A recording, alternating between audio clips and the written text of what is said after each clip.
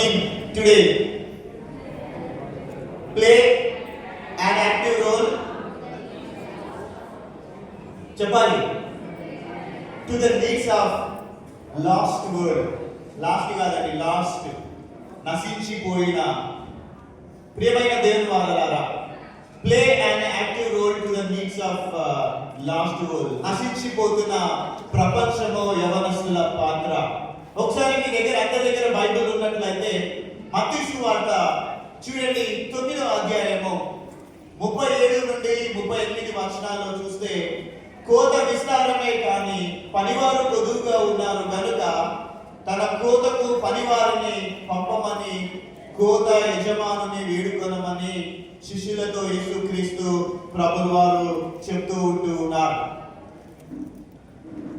కోత విస్తారంగా ఉంది, కోసేటటువంటి పనివారు కొదువుగా ఉంటూ ఉన్నారు. కోత చాలా ఉంది, కోసే పనివారు కొదువుగా ఉన్నారు. ప్రియమైన దేవుని వారలారా, ఈ అంశాన్ని కొద్ది నిమిషములు మనం క్లుప్తంగా ధ్యానం చేద్దాం. దానికంటే ముందు 1 యోహాను 2వ అధ్యాయం 14వ వచనంలో ఒక మాట సెలవిస్తుంది. యోహాను రాసిన మొదటి పత్రిక 2వ అధ్యాయం 14వ వచనం చెప్తుంది, యవనస్తులారా మీరు బలవంతులు, దేవుని వాక్యము మీ యందు నిలిచి ఉన్నది, మీరు దుష్టుని జయించి ఉన్నారు. యవనస్తులారా మీరు బలవంతులు. దేశానికి ప్రపంచానికి వెన్నెముక ఎవరు అనంటే యవనస్తులు. ఏం చేయాలన్నా యవన కాలంలోనే మనము చేయగలగాలి. దేశానికి వెన్నెముక యువతే. దేశ పురోగతికి అభివృద్ధికి కీలకమైన పాత్ర ఎవరు అనంటే యువత, యూత్. ప్రియమైన దేవుని వారలారా, ద పవర్ ఆఫ్ యూత్, యవనస్తుల యొక్క శక్తి, పవర్ ఆఫ్ యూత్. చూడండి, ప్రపంచ వ్యాప్తంగా డెమోగ్రాఫిక్ డివిడెండ్ జనాభా పరంగా ప్రపంచ వ్యాప్తంగా మనం ఆలోచన చేస్తే యవనస్తులు 15 సంవత్సరాల నుండి 24 సంవత్సరాల వయసు గల వారు ప్రపంచ జనాభాలో సుమారుగా 16% ఉన్నారండి. ఎంతమంది ఉన్నారండి? 15 సంవత్సరాల నుండి 24 సంవత్సరాలు వయసు గల వారు ప్రపంచ జనాభాలో సుమారుగా 16% మంది ఉన్నారు. Working men and women, earning capacity, ఇది గణనీయమైన జనాభా శక్తిగా మనం చూస్తున్నాం. ప్రపంచ వ్యాప్తంగా 16%, 15 నుండి 24 సంవత్సరాల వయసు మధ్య కలిగినటువంటి వారు. ఇది నేను చెప్పట్లేదండి, డెమోగ్రాఫిక్ డివిడెండ్ చెప్తుంది. It's a great number. ఇది గణనీయమైనటువంటి జనాభా శక్తిగా మనం చూస్తూ ఉన్నాం. ఇక యవనస్తులలో మనం చూస్తే ఎనర్జీ అండ్ ఐడియలిజం వారికి ఉన్నటువంటి శక్తి మరియు ఆదర్శవాదాన్ని మనం చూస్తే, ప్రియమైన దేవుని వారలారా, యువత ఆఫెన్లీ తరచుగా వారి శక్తిని వారు ప్రదర్శిస్తూ ఉంటారు. నిజంగా యూత్ కి చాలా ఐడియలిజమ్స్ ఉంటాయి కదండి, చాలా ఆలోచనలు ఉంటుంది. వారి మేధాశక్తి గొప్పది. ఈ లోకంలో వారు ఏదైనా సాధించాలనే అభిరుచులు వారు కలిగి ఉంటారు. ఈ లోకంలో ఏదైనా మార్పును తీసుకురావాలి, ఏదైనా చైతన్యం తీసుకురావాలి అనంటే అది కేవలము యువత వల్లనే సాధ్యము. వల్ల వారి ఎనర్జీ అండ్ ఐడియలిజం మీ అందరికీ తెలుసు కదా. ఎలాన్ మస్క్ ఏఐ ఇప్పుడు ప్రస్తుతం ఆయన స్పేస్ ఎక్స్ లో మరి ఆయనకు చాలా పేరు గాంచినటువంటి వారు. ఒక కార్ కంపెనీ ఉంది కదా, ఆయనకు చెప్తారండి, టెస్లా కార్ కంపెనీ ఉంది కదా. ఎలాన్ మస్క్ గురించి మనం ఆలోచన చేస్తే, యవన ప్రాయంలో నుండి తనకు 51 సంవత్సరం వచ్చే వరకు తన ఐడియలిజము, తనకున్నటువంటి మేధశక్తి, తనకున్న ఆదర్శవాదం గురించి మనం ఆలోచన చేస్తే, ఇప్పుడు ఏఐలో కూడా ఆయన కీలకమైనటువంటి పాత్రను పోషిస్తూ ఉన్నాడు. ఎక్కడి నుంచి ఇదంతా కూడా వస్తుందంటే యవన ప్రాయంలోనే. ఆల్సో ఇన్నోవేటివ్ థింకింగ్, యువత తరచుగా కొత్త ఆలోచనలు, they often more open to new ideas and technology. ప్రియమైన దేవుని వల్ల తద్వారా వారు ప్రపంచ సవాళ్లకు సరి అయినటువంటి కృత పరిష్కారాలను అభివృద్ధి చేయడానికి వారు బాగా సరిపోతారు. మీ అందరికి తెలుసు కదండి, ఎవరండి ఆయన? మార్క్ జకర్బర్గ్ గారు. యవనస్తులు అందరి చేతిలో సెల్ ఫోన్ రావడానికి ఇంకా ఎక్కువగా ఆయననే కారణమైపోయాడు. యవన ప్రాయంలోనే ఆయన కూడా ప్రపంచ ప్రఖ్యాతిగాంచినటువంటి ఒక గొప్ప పేరు కలిగినటువంటి వారు. చూడండి ప్రియమైన దేవుడు, ఇట్లా చెప్పుకుంటూ పోతే ఎన్నో విషయాలు యవనస్తుల గురించి మనం చెప్పుకోవచ్చు. సో ఇటువంటి యవనస్తులు దేవుడు తన పరిచర్య కొరకు, నశించిపోతున్న ప్రపంచము కొరకు దేవుడు యవనస్తులను కోరుకుంటూ ఉన్నాడు. అందుకని ఆయన అంటాడు, యవనస్తులు మీరందరూ కూడా బలవంతులు. అటువంటి యవనస్తులు కావాలి దేవుడికి. ప్రియమైన దేవుని వాళ్ళ ఒకసారి మనం చూద్దామా? పాత నిబంధనలో మనం చూస్తే మనం 2వ దినవృత్తాంతముల గ్రంథము 34వ అధ్యాయం మొదటి 7 వచనాల్లో చూస్తే, 2వ దినవృత్తాంతముల గ్రంథము 34వ అధ్యాయము మొదటి 7 వచనాలు మీరు ఇంటికి వెళ్ళిన తర్వాత చదువుకోండి, లేకపోతే మీకు పెన్ను బుక్ ఇచ్చి రాసుకోండి. Youth in revival and reformation according to the book of 2 Chronicles 34th chapter 1 to 7 verse. మనం అక్కడ చూస్తే ప్రియమైన దేవుని వారలారా, యోషియా అనే రాజు 20 సంవత్సరాల ప్రాయంలో గొప్ప సంస్కరణను యెరూషలేములో అలాగనే యూదాలో ఆయన గొప్ప రిఫార్మేషన్ తీసుకొచ్చాడు. మీ అందరికీ తెలుసు, ఇతను ఆమోను కుమారుడు. ఇతడు యూదా దేశానికి 16వ రాజు. ఏ ఏట ఇతను రాజయ్యాడు తెలుసండి? కేవలము 8 సంవత్సరాల ప్రాయంలోనే. At the age of 8 years, 8 సంవత్సరాల ప్రాయంలో అతడు సింహాసనాన్ని అధిరోహించాడు, రాజు అయ్యాడు. ఇతని యంగ్ ఏజ్ లో మంచి నిర్ణయాలు తీసుకోగలిగినాడు. ఎంతో అనుభవం ఉన్న రాజుల కంటే కూడా ఇతను ముందు దేవుడిని విశ్వసించలేదు. ఎలాగో దేవుడు తన్ని పట్టుకున్నాడు. యవ్వన ప్రాయంలో ఇతడు యూదా దేశంలో యెరూషలేములో గొప్ప రిఫార్మేషన్ తీసుకొచ్చాడు. ఏం తెచ్చాడో తెలుసండి? దేవతా విగ్రహములను, ఉన్నత స్థలములను అన్నిటినీ కూడా ఏం చేశాడు తెలుసా? పడగొట్టాడు, సమూలంగా నాశనం చేశాడు. యవనస్తులు మీరు బలవంతులు. యవన ప్రాయంలో ఏం చేశాడండి? విగ్రహాలను కొల్లగొట్టాడు. మాస్టర్ గారు, ఈ రోజు కూడా ఈ ఇతర విశ్వాస లోకంలో ఉన్నాం, మేము కూడా విగ్రహాలు పడగొట్టామంటారంటే no no no, not at all. ఈ రోజున మన హృదయాల్లో, మన జీవితాల్లో, మన కుటుంబాల్లో, మన స్నేహితుల హృదయాల్లో ఎటువంటి విగ్రహాలు తిష్టవేసుకునే ఉన్నాయో వాటన్నిటిని మనం ఏం చేయాలంటే పడగొట్టేటటువంటి వారంగా మనం ఉండాలి. యోషియా రాజు యవ్వన ప్రాయంలో.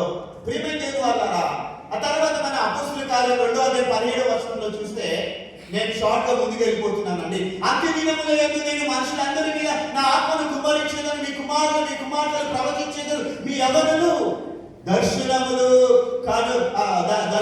కలుగును, మీ వృద్ధులు కలలు కందురు. అంత్య దినాల్లో, చివరి రోజుల్లో, అంటే క్రీస్తు మొదటి రాకడ నుంచి ఆయన 2వ రాకడ వరకు, ఆయన వచ్చే వరకు మీ యవ్వనస్తులకు, మీ యవ్వనులకు దర్శనము కలుగును. వారు దేవుని మూలంగా ఆత్మను పొందుకుంటారు. ప్రియమైన దేవుని వాళ్ళారా, యోషియా రాజులాగా సంస్కరణలు చేయాలంటే మనం ఆత్మను పొందుకోవాలి. దేవుని ఆత్మను యవన ప్రాయంలో పరిశుద్ధ ఆత్మ శక్తిని మనం పొందుకోవాలి.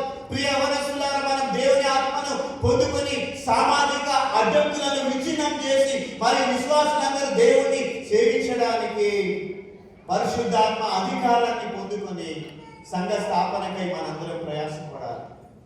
ప్రియమైన దేవుని వారలారా, మత్తయి సువార్త 9వ అధ్యాయం 37-38 వచనాలు. యేసు ప్రభువు వారు ఈ లోకములో ఆయన జీవించుచుండగా దేవుని రాజ్య సువార్త ప్రకటించుచు, అనేకులను స్వస్థపరచుచు, పట్టణములందును గ్రామములందును సంచారం చేయుచు ఆయన జన సమూహములను చూచి వారు కాపరి లేని గొర్రెలుగా ఉండడం వలన వారి మీద ఏ పడ్డాడండి? ప్రభువు కనికరపడ్డాడు.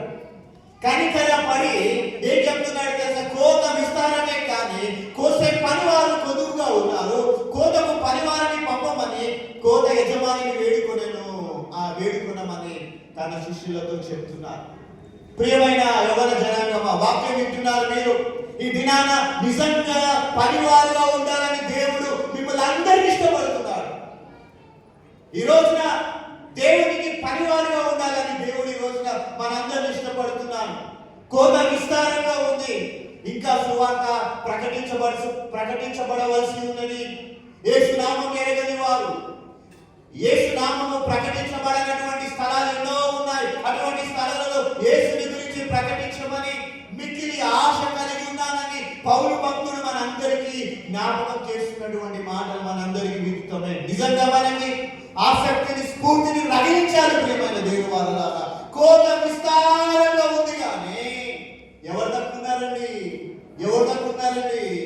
పనివారు తక్కువగా ఉన్నారు. ఈ రోజున దేవుడు, ఈ దినాన పనిని దేవుడు మన ముందు ఉంచాడు. ఆ బాధ్యతను మన మీద పెట్టబడి ఉంటుందని. యేసుక్రీస్తు ప్రభువు వారు 3.5 సంవత్సరాలు విసుగు విరామం లేకుండా నిరాటంకంగా ఆయన సువార్తను, ఆ యాత్రను కొనసాగిస్తున్నటువంటి సమయంలో 3.5 సంవత్సరాలు అలుపు లేకుండా ఆయన యొక్క సువార్త ప్రకటన ముందుకు కొనసాగింది. ఆలోచించండి, ఆయన పరలోక రాజ్య సంగతులను ప్రకటించుచు ఆయన 3.5 సంవత్సరాలు తండ్రి చిత్తాన్ని నెరవేర్చి శిలువ మీద ఆయన ఏమన్నారు తెలుసా? సమాప్తమైంది. ఆ తర్వాత ఆ బాధ్యతను ఎవరికి అప్పగించాడు తెలుసా? నీకు, నాకు, మనందరికీ ఆ బాధ్యతను అప్పగించాడు. ఆ పనివారిగా ఉండడానికి నీకు దినాన్ని ఇష్టపడుతున్నావా ప్రియ యవనస్తురాలా? ఆయన పనివారిగా ఉండడానికి నీవు ఇష్టపడుతున్నావా? నేటి దినం చాలా మంది ఇష్టపడడం లేదు.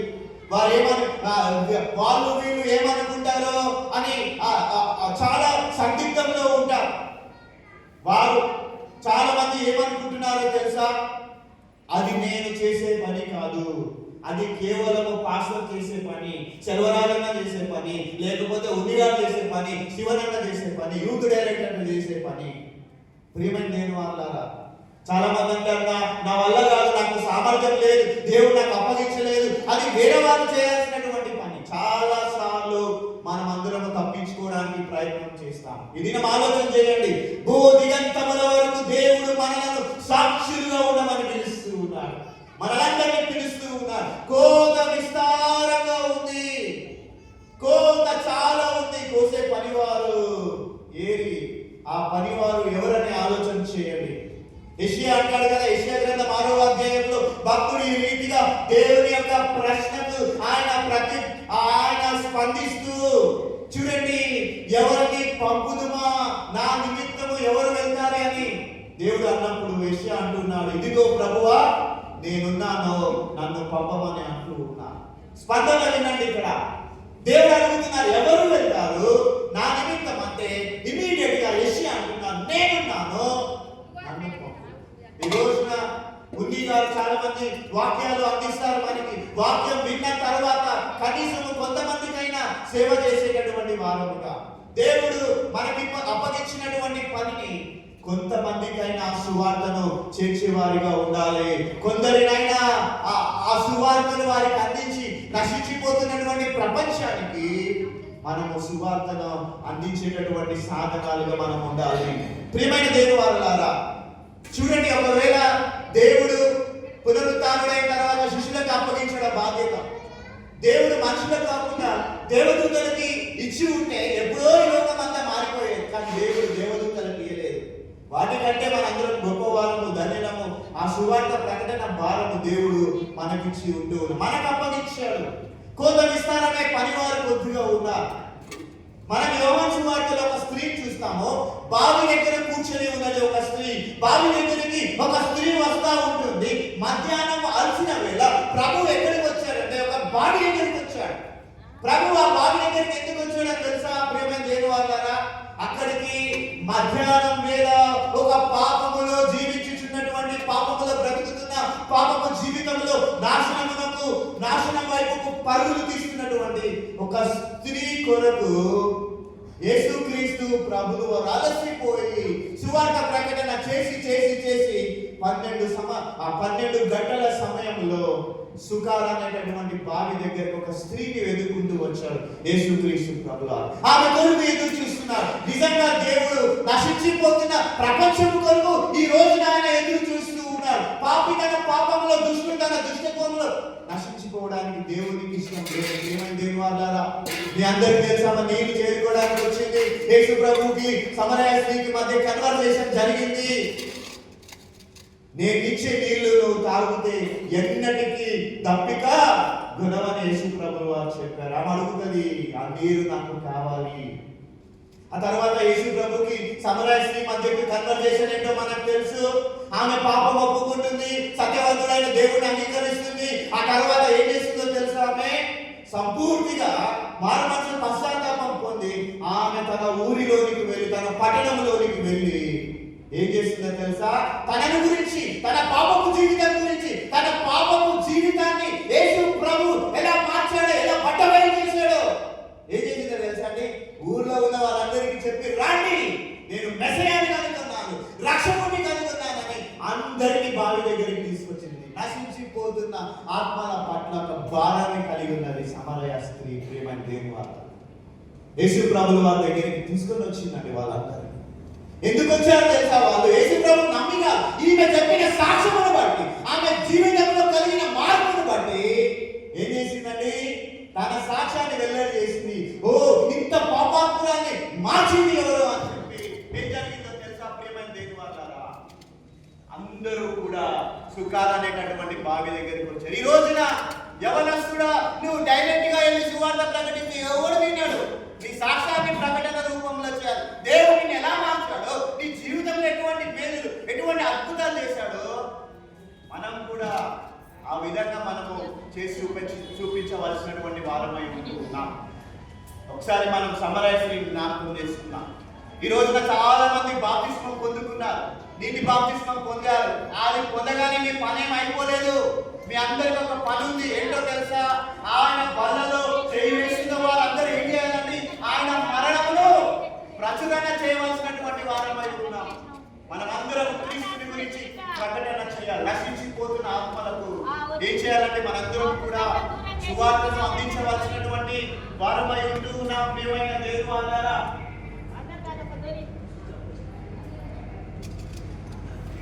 నా టైం అయిపోతుందండి. నేను కొన్ని విషయాలు చెప్తూ నేను ముందుకు వెళ్ళిపోతాను.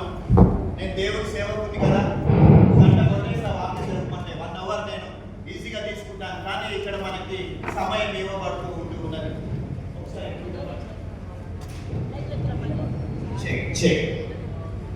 సమరయ స్త్రీ తను రక్షింపబడింది. నశించిపోతున్న ప్రపంచానికి సువార్త యేసు ప్రభువు 3 దినాలు అక్కడ ఉంది. గొప్ప వెలుగును ఆ ప్రాంతంలో ఆయన తీసుకుని వచ్చాడు. దేవునామం నాకు మహిమ కలుగును గాక. నువ్వు రక్షింపబడ్డావు ప్రియ యవనస్తుడా, నీ స్నేహితుడు రక్షింపబడాలని ఆశ నీకు లేదా? అగ్నిలో నుండి లాగినట్లుగా మనం ఒకరిని లాగవలసినటువంటి వారమై ఉంటూ ఉన్నాం. నేను ముగిస్తున్నాను. ప్రియ దేవుని వారలారా, భారతదేశం నేటి దినాన ఇంత సువార్తను సంపాదించుకుంది ఎక్కడి నుంచి అండి? నశించిపోతున్న జనాంగం చూసి mister Baptist doctor William Carey గారు, నేను ఆయన మిస్టర్ బ్యాప్టిస్ట్ అంటానండి, నేను మిస్టర్ బ్యాప్టిస్ట్, ఆయన కలకత్తా ప్రాంతంకు వచ్చి గొప్ప సువార్తను ప్రకటించి నశించిపోతున్నటువంటి ఆత్మలకు దేవుని వాక్యాన్ని అందించి భార్య బిడ్డల్ని కోల్పోయాడు. చాలా బాధాకరమైనటువంటి విషయం. 40 భాషల్లో కొత్త నిబంధన తర్జుమా చేసి ఈ రోజున ఆ మిస్టర్ బ్యాప్టిస్ట్ ఇచ్చిన బైబిల్ని మన చేతిలో పట్టుకుంటున్నాము అని అంటే దేవుడు ఆ నీతిమంతుడిని మనకు అనుగ్రహించారు. భారతదేశంలో గొప్ప ఉజ్జీవం. బర్మా దేశాన్ని గురించి మనందరికీ తెలుసు. అడోనీరామ్ జడ్సన్ గారు ఈ రక్షణలోనికి ఇతరులను నడిపించాలి. ఈ బర్మాలో నేను సిలువను నాటు వరకు నేను ఇక్కడి నుంచి వెళ్ళాలన్నాడండి. ఆయన ఏమన్నాడండి? బర్మా దేశంలో నేను సిలువను నాటు వరకు అంటే సువార్తను ప్రకటించే వరకు నేను బోని కట్టించి తీర్మానం తీసుకున్నాడు. బర్మాలో గొప్ప ఉజ్జీవం కలిగింది. చైనాలో మీ అందరూ తెలుసు హడ్సన్ టైలర్ గారు ఏం చేశారండి? ఒక మిషనరీగా వెళ్ళి కొన్ని లక్షల మందిని ప్రభావితం చేసి యంగ్ ఏజ్ నుండి 51 సంవత్సరాలు ఆయన చైనా ప్రాంతంలో గొప్ప ఉజ్జీవ నశించిపోతున్నటువంటి ఆత్మల కొరకు గొప్ప భారము కలిగి ఒక బలమైన ఉజ్జీవమును ఆ దేశంలో తీసుకుని రాగలిగారు. 2017-18లో మీ అందరికీ తెలుసండి, జాన్ ఎలెన్ చా అండమాన్ దీవుల్లో సెంటిలెన్ ఐలాండ్ లో అక్కడ ఉన్న ప్రజలు అనాగరికులు, అడవి మనుషులు కేవలం 600 మంది జనాభాకు పైన ఉండొచ్చండి. ఆ ప్రజలు కూడా నశించిపోవడము ఆ యవనస్తుడికి ఇష్టం లేదండి. యవన ప్రాయంలో తను తీసుకున్న తీర్మానం ఏంటో తెలుసా? గవర్నమెంట్ హెచ్చరించింది, నువ్వు ఆ ప్రాంతానికి వెళ్తే నువ్వు బతికిరావు, ఆ ప్రాంతానికి వెళ్తే నువ్వు ఖచ్చితంగా చనిపోతావు, బ్రతుకుట క్రీస్తే చావైతే లాభము. ఆ సెంటిమెంట్ దీవిలోకి సువార్త ప్రకటించడానికి వెళ్తుంటే ప్రియమైన అదే మనుషులు ఏం చేశారు తెలుసండి? సూర్యుడు ఒక బాణం విసిరితే అది కరెక్ట్ గా గుండెల్లో గుచ్చుకుంది, అక్కడికక్కడే మరణించాడు. ఎవరి కొరకు మరణించాడు? ఆయన క్రీస్తు కొరకు మరణించాడు. ఉదయకాల సమయంలో సూర్యుడు రాకముందే పొద్దుగా లేచి ఏం చేసి తెలుసా? బోర్డు వేసుకొని వెళ్తున్నాడండి ఆయన. జాన్ ఎలెన్ షా ఆయన బుక్ లో ఏమని రాసుకున్నాడు తెలుసా? ఒకవేళ రేపు నేను అంటే ఆయన చనిపోయిన తర్వాత కొంతమంది ఆయన రాసుకున్న డైరీ చూసి చదివితే, ఒకవేళ రేపు నేను సూర్యుడిని చూడగలిగితే ఆ దేవునికి స్తోత్రం తెలియజేస్తానన్నాడు. ఎంత మంచిగా రాసుకున్నాడు. యవ్వన ప్రాయంలో దేవుని కొరకు హతసాక్షి అయిపోయాడు. సువార్త ప్రకటించాలి అనేటటువంటి భావం కలిగి అమెరికన్ మిషనరీ అండి ఆయన. అప్రియమైన దేవుని వాళ్ళలారా చూడండి, ఈ విధంగా చెప్పుకుంటూ పోతే భారతదేశంలో ఎంతో దూరం సువార్తను తీసుకొని వెళ్ళిన సాధు సుందర్ సింగ్ గారు రక్తం చిందించిన అపోస్తలుల పాదాలు కలిగినటువంటి వ్యక్తిని మనం చదువుతాం. వారి త్యాగాలు ఎంతో గొప్పవి. ముగిస్తున్నారు. ఓ యవనస్తుడా వీటన్నిటిని మనం స్ఫూర్తిగా తీసుకొని నశించిపోతున్నటువంటి లోకానికి సువార్తను ప్రకటించుదాం. సువార్తను ప్రకటించడానికి మీరు నేను ఎవరు కూడా సాక్షులుగా ఉండొద్దా? మనం ఎవరు కూడా ఉండాలి, సాక్షులుగా ఉండాలి, సువార్తను ప్రకటించే వారిగా ఉండాలి. జే స్మిత్ అనే ఒక గొప్ప దైవ సేవకుడు ఏమంటాడు తెలుసా అండి? జే స్మిత్ అనేటటువంటి ఒక గొప్ప దైవ సేవకుడు ఏమంటాడు తెలుసా? గో ఆర్ సెంట్ అంటాడు ఆయన. ఏంటండి? Go or sent. నువ్వు వెళ్ళు, నీ చాతకాకపోతే ఇంకొకరిని పంపు. నువ్వు వెళ్ళు, నువ్వు చాతకాకపోతే ఇంకొకరిని వెళ్ళు. ఎందుకంటే కోత విస్తారంగా ఉంది, పనివారు కొద్ది మంది ఉన్నారు. సువార్త ప్రకటన భారం నా మీద ఉన్నది. అయ్యో సువార్త ప్రకటించకపోతే శ్రమ. ఇది నీవు అనుభవించిన వేళ, అది నువ్వు అనుభవించిన వేళ. ఈ మాట నీవు నేను మనమందరం చెప్తాం ఏంటంటే గో ఆర్ సెంట్. మనము వెళ్ళాలి లేదా పంపాలి. ఈ దినము నీవు ఏది ఎన్నుకుంటావు? వాక్యం వింటున్నటువంటి మనం నీవైతే ఏం చేస్తావో నీ ప్రతిస్పందన ఏంటి? ఒకసారి నువ్వు ఆలోచించి ఒక తీర్మానం తీసుకో. నశించిపోతున్న ఆత్మల పట్ల, ప్రపంచము పట్ల కోత విస్తారంగా ఉంది. ఒక పనివాడిగా నువ్వు ఉండడానికి ఇష్టపడుతూ ఉన్నావా? ఇంకా చాలా మంది అవసరం లేపి నువ్వేమవుతావు అంటే అందరు సమాధానం చెప్తారు. నేను డాక్టర్ అయితా, నేను ఇంజనీర్ అయితా, నేను అదైతా, నేను ఇదైతా. మంచిదే. ఎంతమంది ధైర్యంగా నేను ఒక సేవకుడు అవుతానని చెప్పగలుగుతారండి?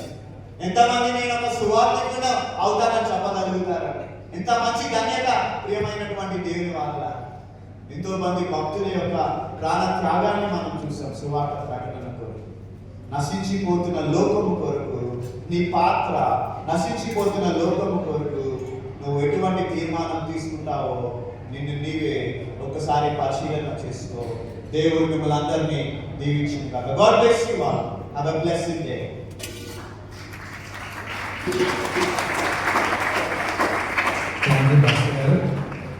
ఈ చెప్పండి